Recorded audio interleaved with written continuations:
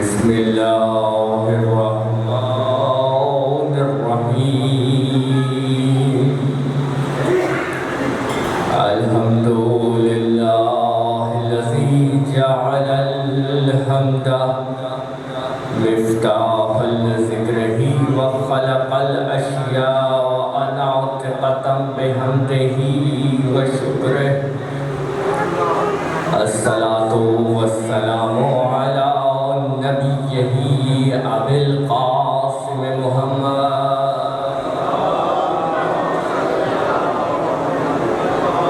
وعلی آلہ الطاہرین اولی المکارم والجود الحمد للہ الذی ہدانا لہذا وما كنا لنهتدي لولا أن هدانا الله أما بعد فقد قال الله تبارك وتعالى في كتابه المحكم وكتابه المتقن وقاله أحسن بسم الله الرحمن الرحيم فبأي آلاء ربكما تكذبان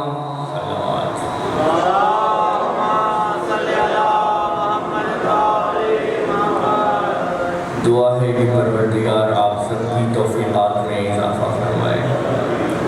جو افراد بستر علالت پر ہیں انہیں شفا یاب سحر نصیب فرمائے۔ جو افراد بے روزگار ہیں انہیں باعزت روزگار عطا فرمائے۔ جو افراد بے اولاد ہیں انہیں اولاد صالح عطا فرمائے۔ سلطان کائنات ولی عصر کے ظہور میں تاجیل فرمائے۔ بلند آواز سے صلوات پڑھیں کہ تمام دعائیں مستجاب ہوں۔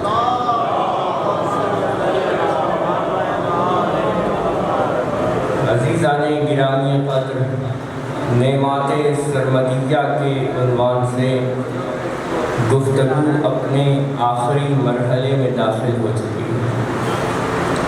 جتنی بھی اس عنوان پر گفتگو ہو سکی مگر حق گفتگو ادا نہ ہو سکا۔ عزیزان گرامی، قرآن حکیم کتاب عدالت ہے، قرآن عظیم کتاب شفا ہے، قرآن عظیم کتاب ہدایت ہے، اور اس قرآن حکیم کا درجہ اسم کا ہے، اور کچھ وجودات ہیں جن کا درجہ مسمہ کا ہے۔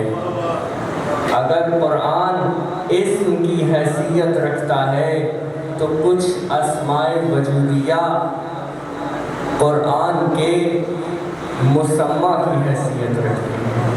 اور عزیزان گرامی، وہ خطیب جو خطیب منبر سلونی ہے، وہ خطیب جو خطیب نہج بلاغہ ہے، جب بھی اسے کہا گیا کہ کوئی ایسا خطبہ ارشاد فرمائیے جس میں نقطہ نہ ہو، تو امیر المومنین نے غیر منطوقہ خطبہ ارشاد فرمایا، اور جب کہا گیا کہ خطبہ ارشاد فرمائیے جس میں الف نہ ہو، تو امیر المومنین نے الف کے بغیر خطبہ ارشاد فرمایا۔ ایسا خطیب جس کی مٹھی میں الفاظ کا خزینہ ہو، ایسا خطیب منبر سلونی، ایسا خطیب نہج بلاغہ فرما رہا ہے کہ خیر الکلام کلام اللہ، کہ بہترین کلام اللہ کا کلام ہے۔ اور عزیزان گرامی، قرآن اگر جسم ہے تو قرآن کی روح کا نام علی ہے۔ اگر آمادہ ہیں تو جملے لیتے جائیے۔ قرآن جسم ہے، علی روح ہے۔ قرآن معجزہ ہے، علی معجز نما ہے۔ قرآن امر ہے، علی اولی الامر ہے۔ قرآن کتاب مبین ہے، علی امام مبین ہے۔ عزیزان گرامی، نعمت کے عنوان پر گفتگو جاری ہے۔ ہمیں نعمت کو سمجھنا ہے، ہمیں اصل نعمت تک پہنچنا ہے۔ عزیزان گرامی، ہمیں کفران نعمت نہیں کرنا، ہمیں نعمت کا احترام کرنا ہے۔ خاص توجہ رکھیے گا، ہمیں نعمت کا احترام کرنا ہے۔ کیوں؟ کیونکہ ابلیس شیطان الوہیت کا انکار کرنے سے نہیں بنا۔ ابلیس شیطان الوہیت کا انکار کرنے سے نہیں بنا، بلکہ اس نے بے احترامی کی۔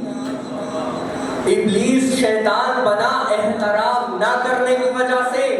اس نے اس کا احترام نہ کیا جسے اللہ نے بنایا، اس نے اس کا احترام نہ کیا جسے اللہ نے بنایا۔ یعنی شیطان، ابلیس شیطان بنا احترام نہ کرنے کی وجہ سے۔ ہم کہیں گے پروردگار کوئی شیطان کی تصویر بھیج دے تاکہ ہم پہچان لیں کہ یہ ہمارا کھلا ہوا دشمن ہے۔ آواز آئے گی کہ میں نے شیطان کی تصویر نہیں بھیجی، بلکہ اس کی ایک عادت بتائی ہے کہ وہ احترام نہیں کرتا۔ اس کی ایک عادت بتائی ہے کہ وہ احترام نہیں کرتا۔ اب اگر پہچاننا ہو تو کسی محفل میں علی علی کرنا شروع کر دو۔ اگر چہرہ مسکراتا نظر آئے تو فرشتوں جیسا، اگر چہرہ بگڑتا نظر آئے۔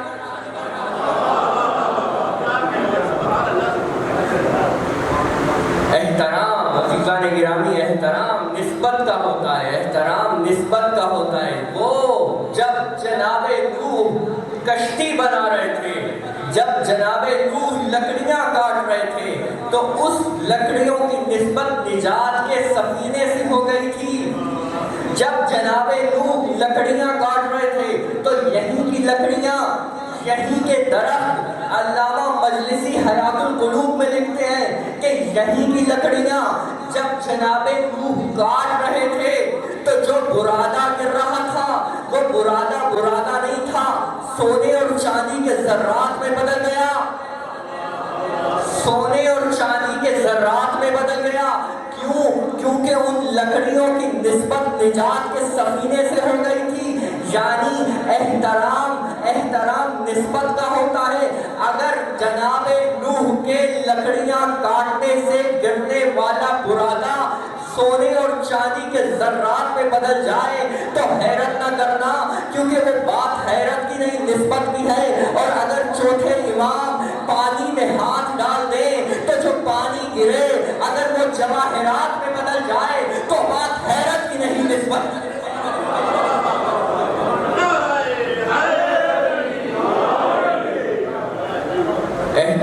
احترام عزیزان گرامی، احترام کا مرتبہ اتنا ہے کہ اللہ نے وہ جس نے دین بھیجا وہ واجب الاحترام، جس نے دین پہنچایا وہ واجب الاحترام، اور اتنا واجب الاحترام کہ جب اللہ نے رسالت ماں کو خلق کیا تو ان کا جسم پیدا کیا، جسم خلق کیا، لیکن اللہ نے جناب رسالت ماں کا سایہ نہیں بنایا، سایہ نہیں بنایا تاکہ بے احترامی نہ ہو جائے۔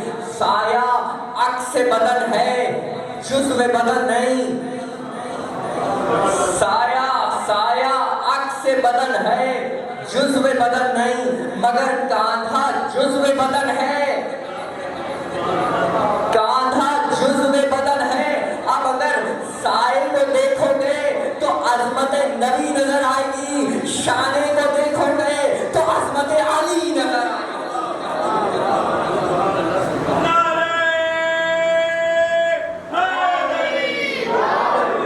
احترام عزیزان گرامی، احترام کی اہمیت اتنی ہے کہ جب رسالت ماں خانہ بطول میں داخل ہوئے، آمد ست رسول ہے کہ جناب رسالت ماں فرماتے ہیں میرے نواسے کو میری آغوش میں دو، تو کنیز فرماتی ہیں کہ یا رسول اللہ ابھی میں نے اسے پاک نہیں کیا، ابھی میں نے انہیں غسل نہیں دیا۔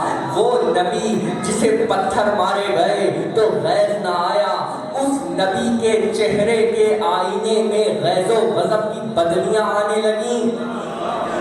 وہ نبی جسے پتھر مارے گئے تو غیظ نہیں آیا، وہ نبی ناراض ہو کر فرماتے ہیں کہ کیا تم اسے پاک کرو گی جسے اللہ نے پاک کر کے بھیجا ہے؟ کیا تم اسے پاک کرو گی جسے اللہ نے پاک کر کے بھیجا ہے؟ ہم کہیں گے یا رسول اللہ، ہم کہیں گے یا رسول اللہ، انہوں نے آپ ہی کی شریعت کا مسئلہ بیان کیا ہے، آپ ہی کی شریعت بتائی ہے۔ آپ نے فرمایا ہے کہ جب بچہ پیدا ہو تو داہنے کان میں اذان کہو، بائیں کان میں اقامت کہو، اس سے پہلے غسل دے دو۔ آپ ہی کی شریعت بتائی ہے تو آواز آئے گی کہ میں شریعت بتانے پر ناراض نہیں ہوں، بلکہ شریعت کو معصوم کے سامنے لانے پر ناراض ہوں۔ میں شریعت کو معصوم کے سامنے لانے پر ناراض ہوں۔ کیوں؟ کیونکہ شریعت کی آنکھوں سے امام کو نہ دیکھو، بلکہ امام کی آنکھوں سے شریعت کو دیکھو۔ کیوں؟ کیونکہ اگر ہم کہیں نماز کی حالت میں کوئی حرکت کر لیں تو ہماری نماز باطل ہو جاتی ہے۔ اگر یہ حالت رکوع میں زکوٰۃ دے دیں تو آیہ ولایت آ جاتی ہے۔ ہم اگر نماز کی حالت میں ہمارا بچہ پشت پہ آ جائے تو سجدے میں خلل پڑ جائے، اگر حسین پشت رسول پر آ جائے تو سجدہ طولانی ہو جائے۔ عزیزان گرامی احترام، اسی لیے نماز مومن کی معراج ہے، نماز مومن کی معراج ہے، اور سجدہ نماز کی معراج ہے۔ اس نماز کی کیا کیفیت ہوگی کہ جب نماز مومن کی معراج ہو، سجدہ نماز کی معراج ہو، اور سجدے میں صاحب معراج ہو۔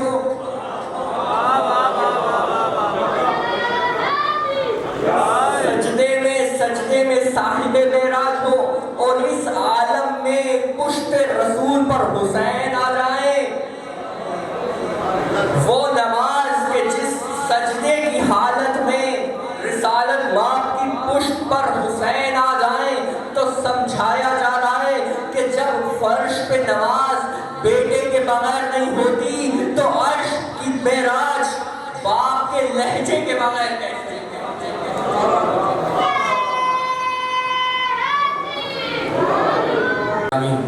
ہمیں نعمت کو سمجھنا ہے، نعمت کا کفران نعمت نہیں کرنا۔ عزیزان گرامی، کفر کی کئی اقسام ہیں۔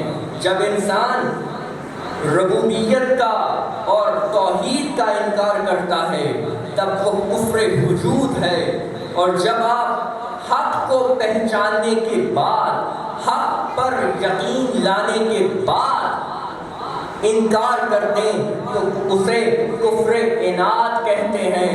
جب آپ حق کو پہچاننے کے بعد، حق کو جاننے کے بعد فقط دشمنی اور حسد کی بنیاد پر انکار کر دیں تو اسے کفر عناد کہتے ہیں۔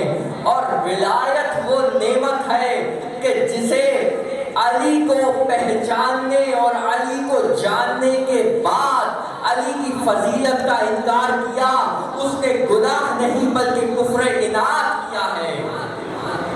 اور کفر وجود کی تیسری قسم ہے کہ جب انسان نعمتوں کے مل جانے کے بعد اس کی بے احترامی کر دے تو کفران نعمت، کفر وجود کی تیسری قسم ہے کہ جب انسان رزق کے مل جانے کے بعد رزق کی بے احترامی کر دے، جیسے بنی اسرائیل پر من و سلوہ نازل ہوا اور انہوں نے اتنی بے احترامی کی کہ رزق کا ایک پہاڑ جمع ہو گیا تھا۔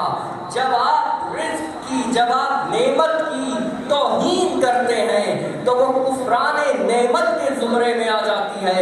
اگر علی کی ولایت ایک نعمت ہے تو اگر ولایت علی پر شکر نہ کیا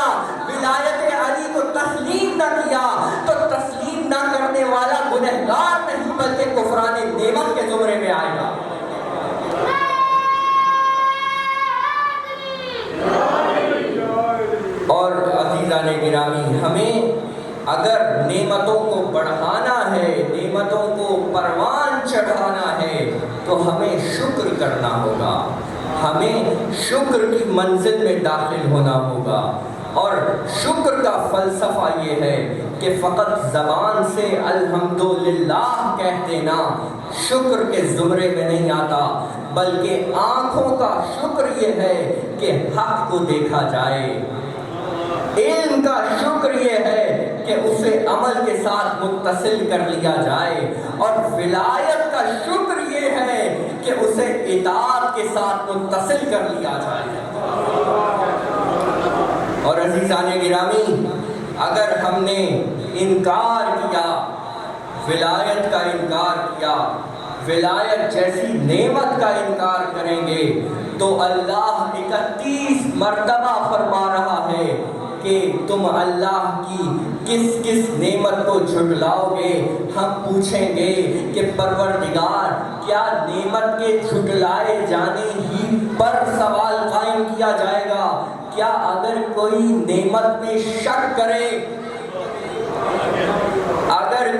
اگر کوئی نعمت میں شک کرے تو اس پر کیا سوال کیا جائے گا؟ تو سورہ نجم نے آواز دی کہ فَبِأَيِّ آلَاءِ رَبِّكَ تَتَمَارَىٰ، کہ تم پروردگار کی کس کس نعمت میں شک کرو گے۔ ہمیں شکر کی منزل پر آنا ہے۔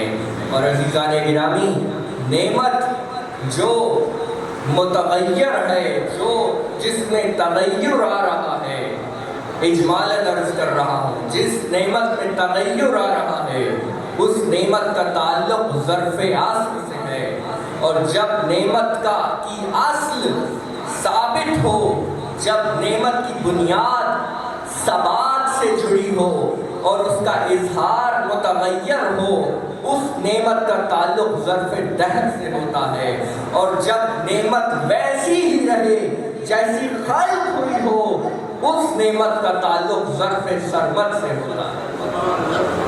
اور عزیزان گرامی، ایمان وہ نعمت دہری ہے کہ جس کی بنیاد نعمت سرمدیہ اور ظرف سرمد سے جڑی ہے، اور جب اس کا اظہار مختلف ادوار میں ہوا تو متغیر ہوا۔ وہ اس طرح سے ہوا کہ جب ایمان آیا تو کہیں 10ویں درجے پر آیا، کہیں 9ویں درجے پر آیا۔ یہ تغیر نعمت ہے جس کا تعلق ظرف دہر سے ہے۔ اور عزیزان گرامی، قرب الہیہ اور لقاء الہیہ وہ نعمتیں ہیں جن کا تعلق نعمت سرمدیہ کے ساتھ ہے، اور ہمیں اپنی تمام ملی ہوئی نعمتوں کو اپنے مقصد اور اصل نعمت تک پہنچانا ہے جو کہ نعمت سرمدیہ ہے۔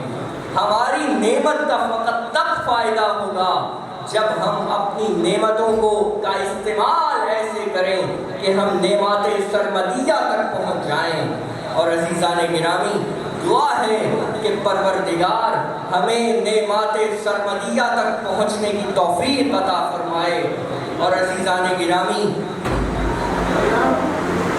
وہ افراد کہ جنہیں نعمت سرمدیہ تک پہنچایا گیا، اور وہ افراد جو نعمت سرمدیہ تک ہیں بلکہ ظرف سرمد میں ہیں، ان افراد کے ساتھ ایسا سلوک روا رکھا گیا کہ چوتھے امام فرماتے ہیں کہ یعقوب علم نبوت سے جانتے تھے کہ ان کا بیٹا زندہ ہے، ان کا بیٹا فقط آنکھوں سے اوجھل ہوا تھا کہ 40 برس روتے رہے، اتنا روئے کہ آنکھیں سفید ہو گئیں، 40 برس رونے کے بعد آنکھیں سفید ہوئی تھیں، جبکہ علم نبوت سے جانتے تھے کہ یوسف زندہ ہیں، لیکن حسین کو فقط ایک صدا آئی ہے کہ بابا